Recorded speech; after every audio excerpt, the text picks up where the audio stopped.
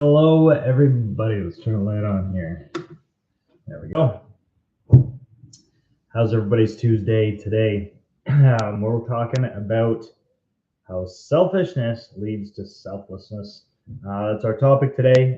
Something that just relevant has come up a few times in the past few weeks for both mine and Casey's clients. So this is going to be a fun topic to go over and one that I think is going to bring a lot of benefits. So stick around.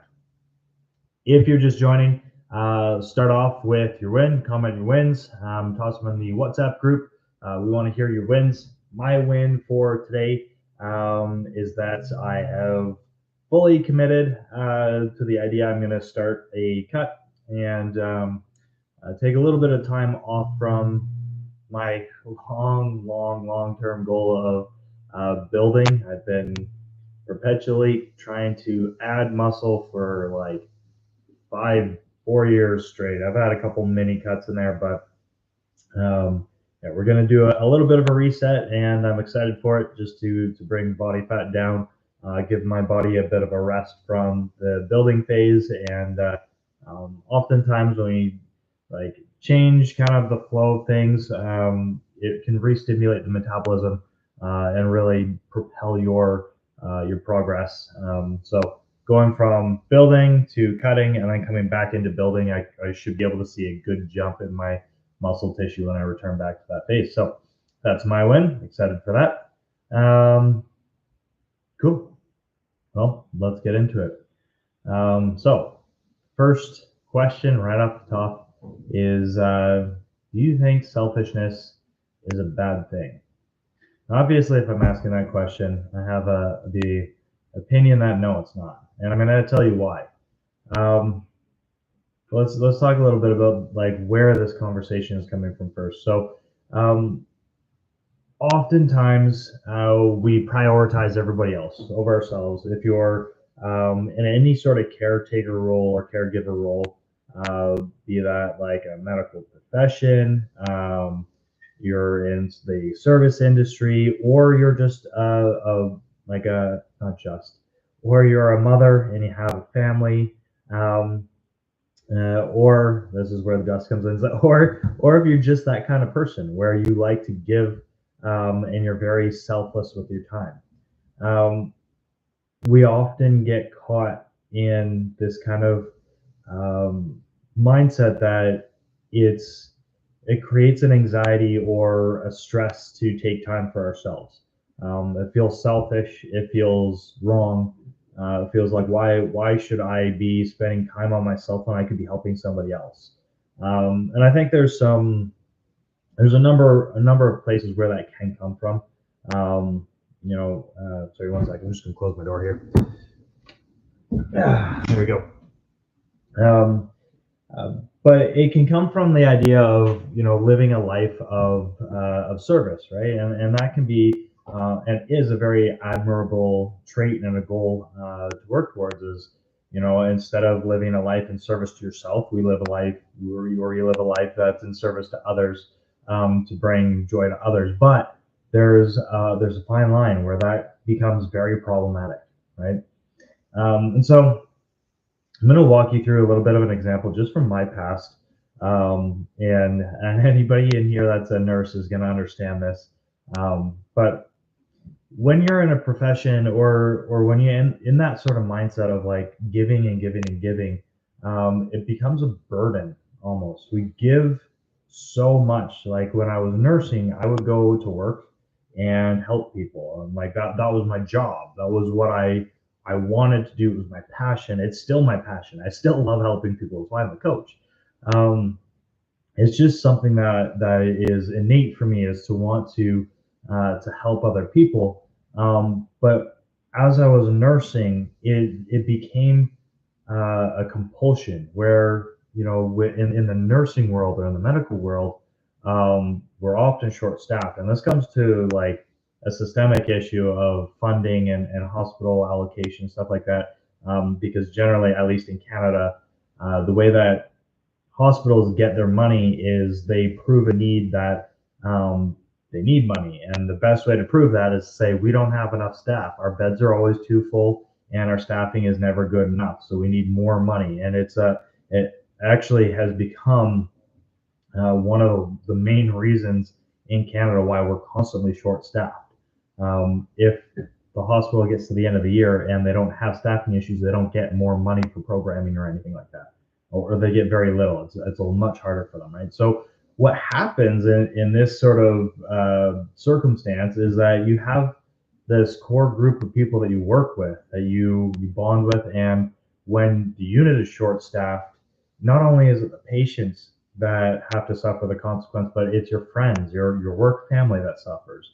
And it became an obligation to me where if we were short staffed, even if I had plans or something I wanted to do, it was so incredibly hard for me to say no. I won't. I'm not going to stay extra. Of course, I was getting paid, time and a half or double time to do that, but it wasn't the thing that I wanted to do. It was the thing that I felt obligated to do because I was like, if I go home now, especially if I had nothing to do and the people that I was working with knew I had nothing to do, I especially felt guilty and obligated that I was like, I don't have anything else going on. I might as well stay an extra 4 hours. I can't stay longer than that, but I like legally we're not allowed to stay longer than that. But I should stay because then the patients will get better care, and my colleagues will have an easier time, and I can take some of that burden off of them.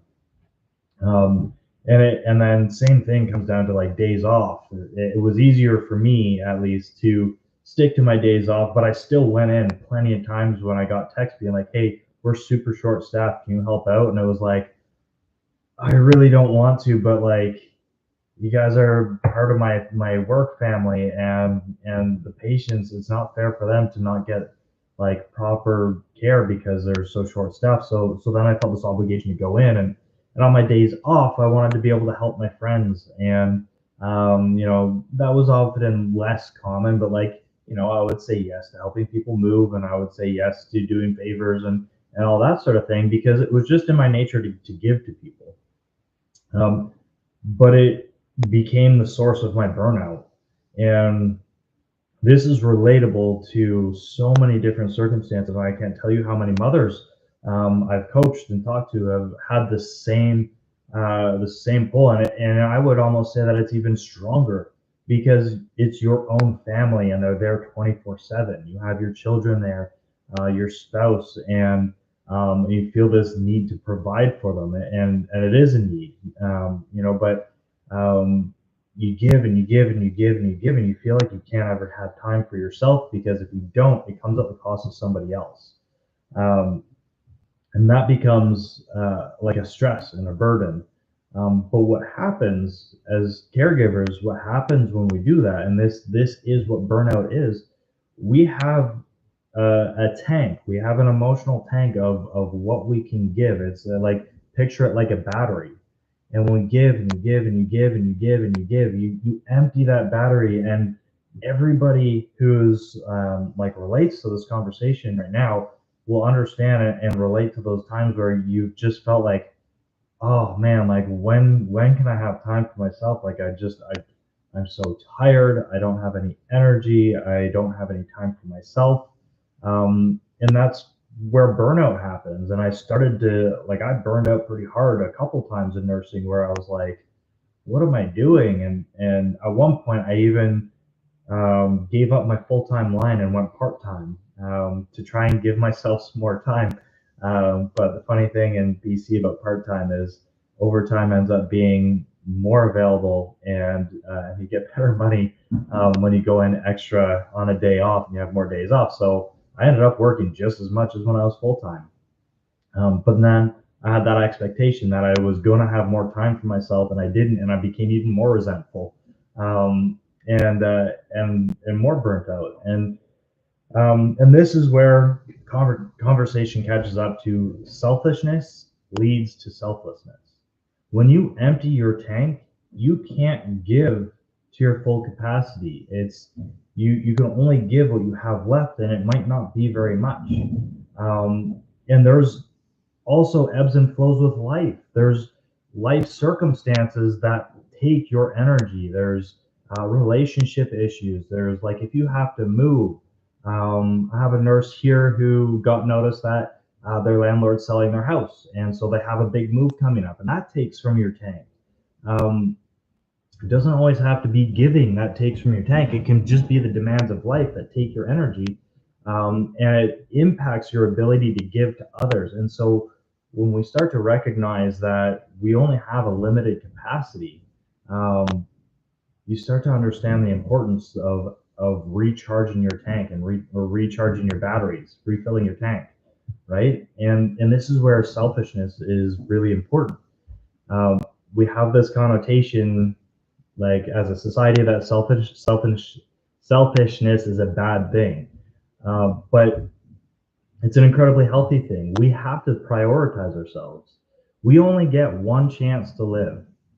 This day, this moment, the 10 minutes I've been on this call are gone. I'll never get those back. And when you think about life that way, and you think about the last 2, 3 weeks, 4 months, 2 years of your life, um, that time has been spent. We can't get it back.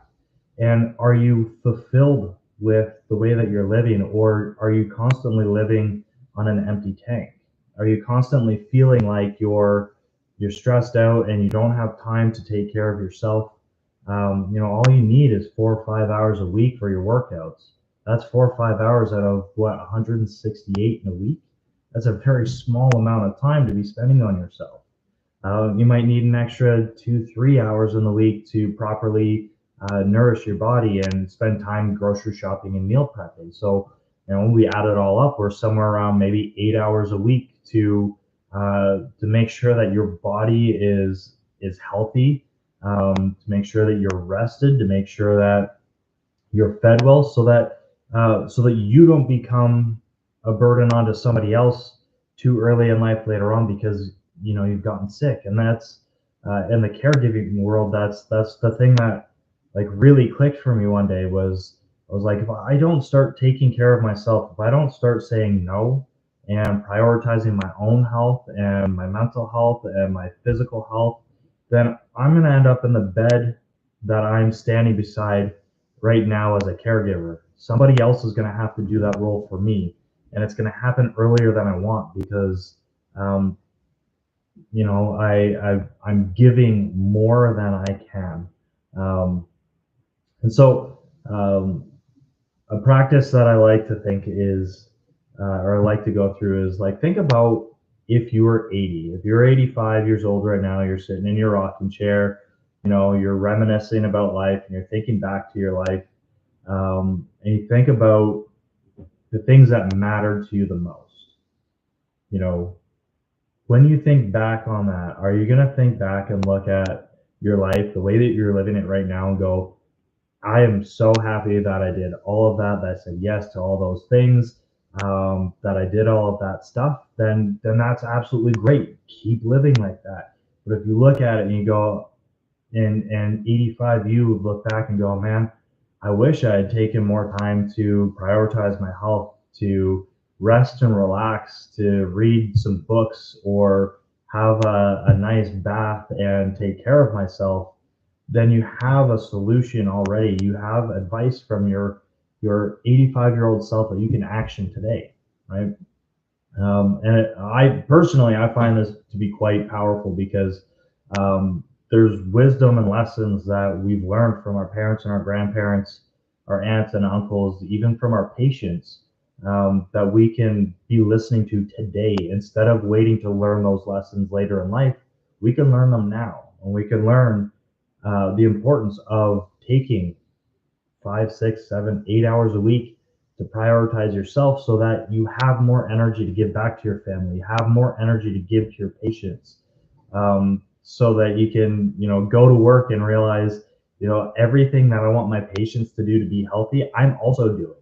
That was another thing that really bothered me when I was nursing. Was I was skipping my lunch breaks, and I wasn't drinking water. I was drinking a ton of coffee, eating treats because I had no food. And I was like, if my patients saw me doing this after I just told them how important it was for them to eat properly, for their mental health and to bring their energy up, and um, all of this stuff, I'm like, I'm not even doing it. I'm not practicing what I'm preaching. I'm not even putting the effort into myself that I'm asking my patients to put into themselves.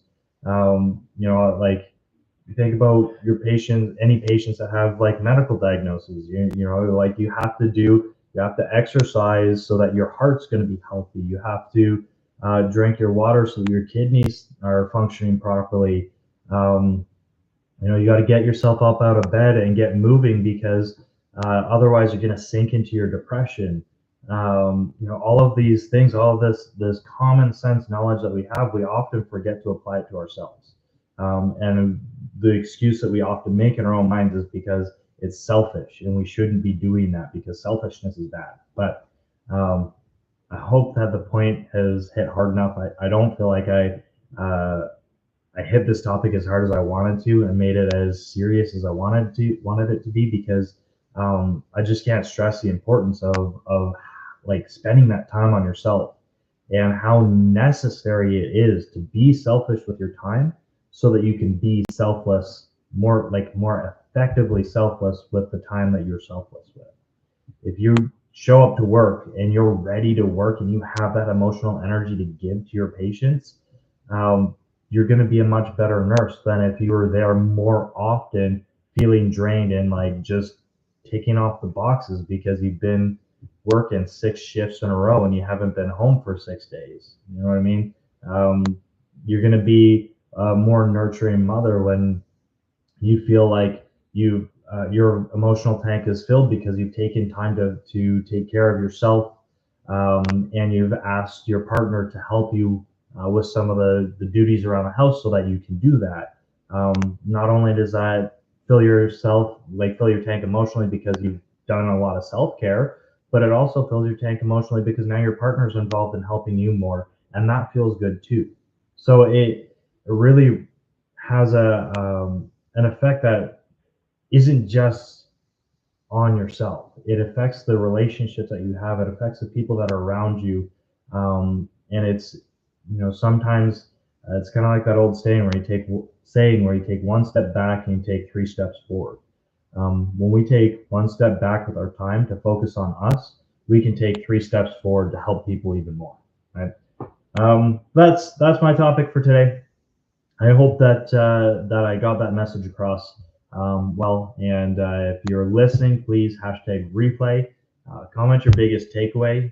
If this is a change that you've already made, I posted in the group this morning because it was something that was on my mind and I wanted people to share their stories. So if you've experienced the benefit of or that kind of journey of feeling really kind of icky, taking time for yourself, and then you've taken time for yourself and experienced the benefit. Share that with the group for the rest of everybody who's still in that process of understanding that it's okay and it's actually a healthy thing to be selfish with your time, or parts of your time through the week, and how it can benefit them. Um, I know there's a really great comment from Erin in the group. I'm just going to pull it up so I can see what she said here. Um, she talked about how there was like a significant event in her life and everything changed for her, and she saw the ways that she needed to set boundaries and work on it. And she said, I needed to set some more boundaries, professional ones this time. It's been a painful learning experience at times, but I feel better, stronger, and more confident that I am exactly who I need to be and where I need to be in my life at this moment. Um, and at the beginning, she said it took a while to see all the ways that I needed to set boundaries, and it didn't happen overnight. And I just thought that was a really awesome comment there because to me, it kind of triggered that thought in my mind where um, life is so dynamic that the demands of life change all the time. So the ways that we can be selfless change all the time, which means the boundaries we set to be selfish with our time need to change as well. It's an ongoing thing. It's not something that you might understand. You might figure out the concept and understand the necessity of spending that time on yourself, but how that actually looks changes week to week. And that was another one Danielle was saying is, taking that time and being selfish isn't always about getting your workouts in. Sometimes it's the exact opposite. And for two of my clients in this past month, I've actually cleared their calendar of workouts because the pressure of performance was too high. And I was like, we need to just reset, and you need to have a week of self care where you just do what you need to do to feel really good and reset. And that's a form of being selfish. It's even though you're taking time that you were spending on yourself and reallocating it for something else, it's taking that time away from uh, an obligation that you feel, doing something that feels counterintuitive so that you can recharge your tank. And that's the big message here is um, understanding and learning and practicing those ways of knowing what it is that you need and making sure that you prioritize like fulfilling that need so that you can be the best version of yourself. And it changes with time, it changes with circumstances, it changes with the demands of life. All right, that's it. I could ramble about this forever, so I'm going to wrap it up here. Love you guys all very much. Have a wonderful Tuesday, and we'll see you on Casey's Live on Thursday.